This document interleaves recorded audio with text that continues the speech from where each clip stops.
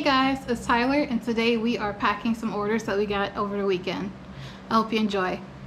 The video you're watching is about 2 years old, but I think it's important to point that out because it kind of speaks volumes about why I stopped posting content. So let me backtrack. In 2021, I inherited a property from my family. The house was a historic property that had been completed in 1899, and every year since my father passed in 2014, we would go over to the house and do a walkthrough. We would maintain the property on the outside or whatever. But in 2020, we didn't do that because the pandemic, and my mom is a cancer survivor, so that means that her immune system is severely damaged. So we were trying to do our best to not bring anything home to her and really just stay inside as much as possible. But in 2021, we went over there to do our spring cleaning, which is what we like to call it, and we realized several things all at once. The front porch was collapsing. The back porch was very unsteady. Someone had broken into the house and squatted there for a while, as well as the back of the house was collapsing. And we had to make a really quick decision on whether or not to keep the property or try to sell it as is. My father's dying wish was for one of us to keep the house. The house had been inside of his family since 1962, so we took that seriously, which is why we kind of just sat with the house for a while, because the house prior to him dying needed work, which is part of why we weren't living in it then. But after it sat for a while, it needed additional work, and I didn't understand the scope of the work until I had agreed to take on everything. So the first thing I did was got a personal loan so I can quickly get the back of the house torn down and rebuilt so it can be structurally sound again. After that, I went ahead and started the process of trying to see if I can pull money from the house, because my belief was like, oh, the house has been paid off since the 1990s. I should be able to pull some equity and start the renovation process. I knew I wasn't going to be able to renovate everything the way I wanted it to be with that money, but I knew that it should be able to cover like some of the really big stuff that I needed so that we could move in, and then we can kind of go from there. And then I was very quickly reminded of St. Louis history. St. Louis has a history of redlining, but it's not just St. Louis. Most of the country has this problem as well. The area that the house was in was an area that was historically redlined around the 1950s. So not only did my grandparents pay more for the house to get it, for the first couple of years, it was fine, but then after a while, it just kind of snowballed and it became harder and harder to do things over in the house. So for example, my grandmother tried to refinance the house so that she could renovate it. Because by the time they had it, the house was, 50, 60 years old by that point, and it hadn't been renovated other than once before in the 1920s. She tried to do that, and I think the redlining was just starting to kind of lift or whatever. By the time the loan was finally given to her, she had already died. So they canceled the loan and no one ever really tried again. And my dad probably never tried because he had witnessed them struggling for years to get access to the funding that was needed and being denied, most likely because of race. But that's just the way life was. No point in really dwelling on the past, but it is important to point out what happened in the past because it very easily impacts what happens in our present world. Because everything was artificially devalued, that house had no equity to pull from. In 2021, I started the process of pulling out debt, my own personal debt, in order to finance this project. Because the manager of the bank that I actually go to, she told me I was a good candidate for a lot of different programs they had, but the bank was not going to lend for the area. And by this point, hopefully it was not race related, but just the fact that the area was so devalued, the bank didn't want to touch anything that was over there, because if you held it and something went wrong on my end, they would be on the hook for this building that probably couldn't sell. So I do understand it. I just want to point out that the redlining that happened in the past directly impacted me several decades later. And that's the same for a lot of the houses in the area, which is why houses kind of sit and just get bad over time. It's not because people don't want to fix up their houses. A lot of times they can't. They don't have the money to do it. And it's not just because, oh, well, you shouldn't be doing this project if you don't have the money. No, we can't pull the money from other institutions the same way other people could in other areas. So the next year I did the roof. So the roof also ended up costing a lot more money than I originally thought. Originally I thought it was going to be about $12,000, and it ended up being, I think, like 18,500. There was way more money than I actually had, so I ended up having to put all of that on credit cards. Then I was freaking out a little bit, but I was like, oh, I could pay about a third of this off, because I had a event that was coming up in the fall, and it was going to be a very large event. I was like, oh, it's a bad idea to put all this on credit, but I really don't have a choice because I didn't have access to any of the money. In 2022, the flash flooding event happened. So right after I got my roof done, within like 30 days, we had a very large flash flood that happened. And I live in a part of St. Louis that doesn't normally get flooding. I live in the western part of the city. The only area in the city that gets flooding consistently is downtown, and that's because they're along the banks of the Mississippi River. And then a lot of our counties also experience flooding, but that's due to like the infrastructures. When the flash flooding happened, my apartment took on about 8 feet of water, and then a quarter of a mile away, the house took on about 2 feet of water. But the house sits on top of a clay deposit, like most of St. Louis, which is part of the reason why we were so famous for our red bricks, was because the material and the way that we made the bricks made them a lot stronger. So when the 2 feet of water sat in my basement for probably like a day or so, it expanded the clay up under, and it caused the center posts in my house to move, which means the center of my house started to move. So I reached out to FEMA to get coverage for this very unexpected event, and they turned me down swiftly. They turned me down without any hesitation. They turned me down like, I don't even know why you even picked up the phone to call me. And I was like, because I need help. And they basically were like, well, no, that's a second house. We don't cover those. And I was like, that's not a second house. Their actual wording was it was a vacation house. And I was like, it is very much not. I don't own any other property other than this. My name is not on any leases or anything either. So it's like, this is my only property. The only reason why I'm not living in this property currently is because of the fact that it's being renovated. And I had a crap ton of letters from all of my different utility providers stating similar things, because I had just started reaching out to them because we were really, rolling with the punches. We were trying to really get this stuff going because I wanted to live in the house. So after I did the appeals with them, they basically told me I should have had flood insurance, and it took everything in me to not crumb up the paper, because I'm like, why would I need flood insurance if I didn't live in an area that flooded? Like, I can understand if a fire took the house out and I didn't have insurance for that, and I can understand a response from then, but what's the point of me getting flood insurance in an area that has never flooded? So I decided to just let that be, because so much was happening in my life at the time, and I was just trying my hardest not to stroke out, truly. Because the next headache that was happening at that same time was that, you remember that Taste of Black St. Louis event I was talking about? They canceled. When I signed up for them, I noticed that they had a policy in there about cancellations. If an event was canceled, they would roll your money over to the next event unless they canceled the event due to weather conditions. They came back and was like, hey, if anyone would like to a refund, we will offer a refund. If not, we'll roll the money over to you. The reason why they did that, and I know now because of the court case I have to go through with them, was because they messed up.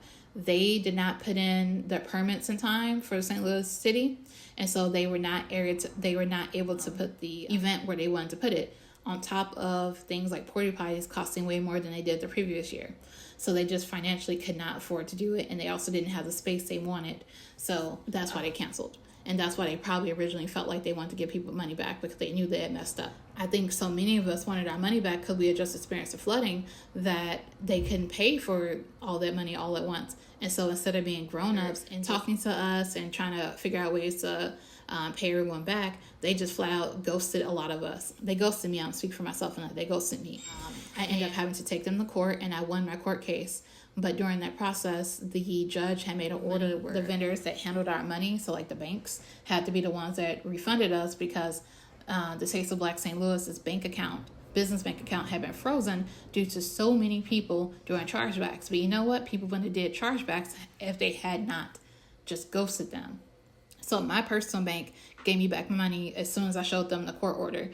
Discover Card, on the other hand, was being litigious. When I first did the chargeback, because I did the chargeback like a month after I realized that they were just not going to give me my money back. Discover originally had given me the money back. Then when the vendor, which was Taste of Black St. Louis, showed them their no refund policy, they charged me all the money back again. By that point, I was already going through the process of getting the stuff together for the lawsuit. So I was just like, I'll just let this sit here. When I came back with the court order for them to give me back the money, Discover doubled down on it because they did not want to give me back that money. They basically were like, well, the vendor showed that they had a policy, so the chargeback was invalid and da-da-da. I was like, but I sent them all of the court documents actually, and I sent them the court order, and they still just doubled down.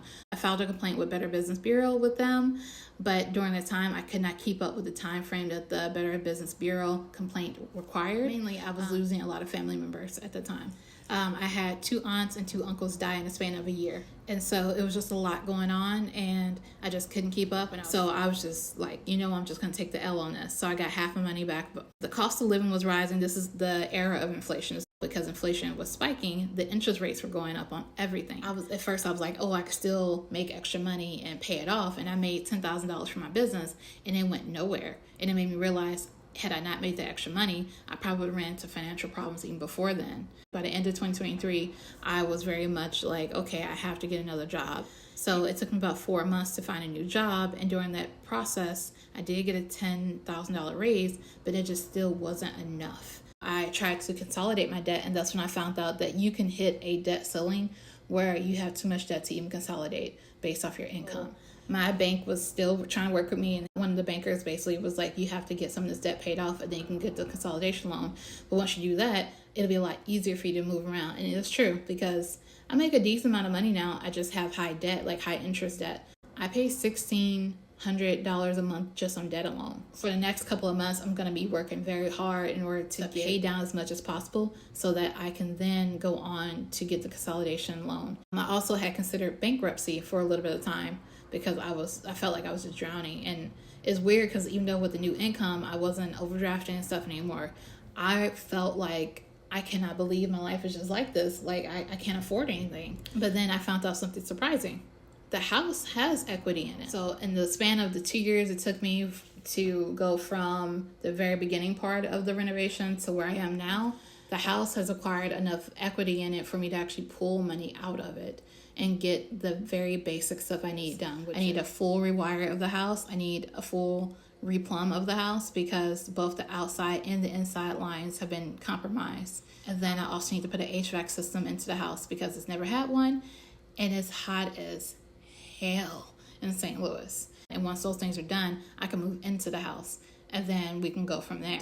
It just made me so happy, but I realized I couldn't do the bankruptcy because if I did, they would liquidate the house. So going forward, I have decided to just really buckle down on the business. I stopped doing stuff related to the business because of the job hunt, as well as I didn't have enough money to even buy inventory. So like I couldn't make up products to sell. So I'm currently working on a book. I want to write several books and publish them, like self-publish. I want to make extra money, but I don't want it to be the money I'm trying to live off of. So like if you enjoy my writing and you want to read my stuff, that's awesome. If I make a little extra money from it, that's awesome as well. It can go towards house or debt payments or retirement funds, whatever. But like, I don't want it to be the money I'm trying to live off of because that's how you grow to hate something you really love. And I don't want to put that type of stress on it. I'm currently going through the process of taking grant writing classes because that is a form of writing that I would really enjoy doing and making money from, because I want to be able to funnel money back into my community to bypass some of the issues that I was talking about with the redlining. Like, it is very frustrating to know that these properties are only sitting vacant because people cannot afford to really renovate them. Not to the capacity that if they just went a couple of miles away, they can actually get institutions to give them money to renovate. And I'm just like, this is so very frustrating. So the best way to do that is to funnel grant money down into the neighborhood, whether it's to improve the overall look of the neighborhood or to improve the funding organizations that help with people finding ways to fund this stuff. I'm also going to be offering to help with genealogy and historic property research in the future. I got really into that, doing it for my property and my family, and I got really good at it. And it even made me consider applying for grad school next January. I'm pretty sure if I do apply for grad school, I'll be applying for a master's in history with the emphasis in museum, public history, and or heritage. Doing this will allow me to work in museums, and there's a lot of different museums in St. Louis. It allowed me to work in museums in the higher up parts of it. I can also get a job as a grant writer for a museum, or a job as a grant writer for much of anything, really, and work remotely too, which would be fantastic because I really don't like going out as much. The other thing that I could do is start doing more public history related stuff. I fell in love with learning more about St. Louis history, even though it's not always the kindest thing to be learning about. It's still important for us to learn why our city looks the way it does and why it behaves the way it does. I can also work as a adjunct professor, but this will be after I pay off my debt because they don't make a lot of money. And I am very much moving into my soft girl, dark academia era of my life, which is I want to pay off my debt so I can start feeling like I can truly live. And so going forward, after I pay off my debt, the only debt I'll ever really touch again is the debt that I had to take on for school, and then the debt that's related to the house, but that debt will be like in the form of a mortgage kind of situation. This personal debt stuff is done for me. I'm not into it anymore. I'm not going to do it anymore. And it's going to really help me develop the lifestyle that I want. I want to be a writer. I always wanted to be a writer. People told me I couldn't write because there was no money in writing. And they really should just tell me, you can write as long as you don't get into debt. If you don't get into debt, your payments for life are normally pretty small. Like normally when people are really talking about them struggling is because they've taken on some form of debt. Yeah, the cost of living is kind of high and stuff like that. But if you're only paying for your housing and your food, life is not that expensive. If you're paying for your housing, your food, your car, which is normally some form of debt, you're paying on actual debt, you're paying on student loans, you suddenly got kids, and that's the stuff that really drives you nuts and really makes sure you can't afford to do so. But I don't have any children. I don't plan on having any kids, and if I do, it'll be one, and I'll have a house that's paid off, or mostly paid off by that point. My life won't be as stressful, and it won't be as expensive if I do it this way. So eventually I would love to work part-time so I can make sure I have the actual bills that I have covered.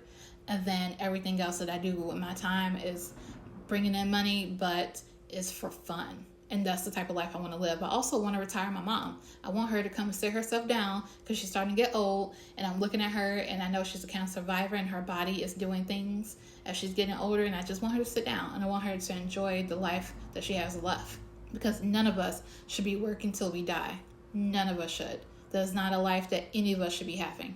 Hustle life is not fun. The only reason why I'm about to hustle right now is because I need to make extra income to get my debt down a little bit before I can consolidate. But that's not something I'm just psyched about. I'm not geeked on it. I'm just like, no.